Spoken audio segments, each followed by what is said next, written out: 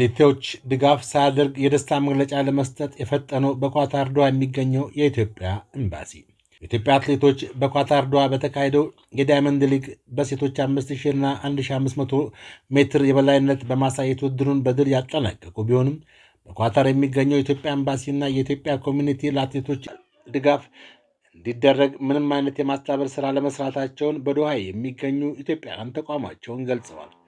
የኢትዮጵያ ኤምባሲ ሆነ የኢትዮጵያ ኮሚኒቲ ኢትዮጵያውያንን በማስተባበር ለአትሌቶቻችን ድጋፍና ሞራል እንዲሰጥ የማድረግ ኃላፊነትና ግዴታ ያለባቸው ቢሆንም ምንም አይነት ድጋፍ እንዲካሄድ አለማድረጋቸው በኢትዮጵያውያኑ ዘንድ ከፍተኛ ተቃውሞን አስከትሎባቸዋል።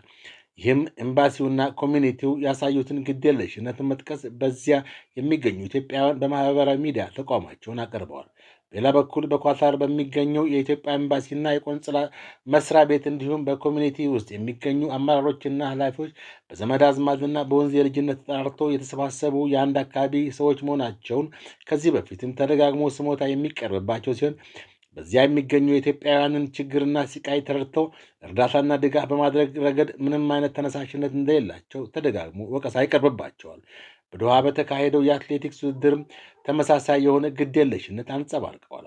አትሌቶቻችን ከኤምባሲውም ሆነ ከኮሚኒቲው ድጋፍ ባያገኙ እጅግ አመርቂ ውጤት ከማምጣት አልታቀቡም።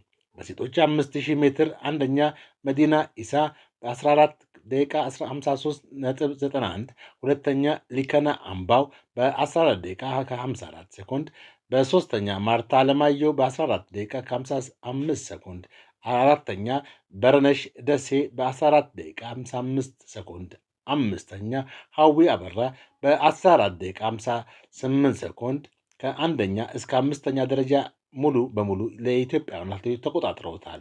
በሴቶች 1500 ሜትር ደግሞ አንደኛ ብርቄ ሀየሎም በ3 ደቂቃ 59 ሰከንድ፣ ሁለተኛ ሂሩት በረህም በ4 ደቂቃ 02 ሰከንድ፣ ሶስተኛ ወይንሸት ካላዩ በ4 ደቂቃ 03 ሰከንድ እንዲሁም በዚህ ርቀት ከአንደኛ እስከ ሶስተኛ ደረጃ ያለውን ደረጃ የኢትዮጵያ አትሌቶች ይዘው አጠናቀዋል። ሌሎች ተሳትፎዎች በሴቶች 800 ሜትር አትሌት ጽጌ ድጉማ ሁለተኛ የወጣች ሲሆን በወንዶች 3000 ሜትር መሰናክል አትሌት ሳሙኤል ፍሬው የግሉን ምርጥ ሰዓት በማስመዝገብ ሁለተኛ ደረጃን ይዞ አጠናቋል።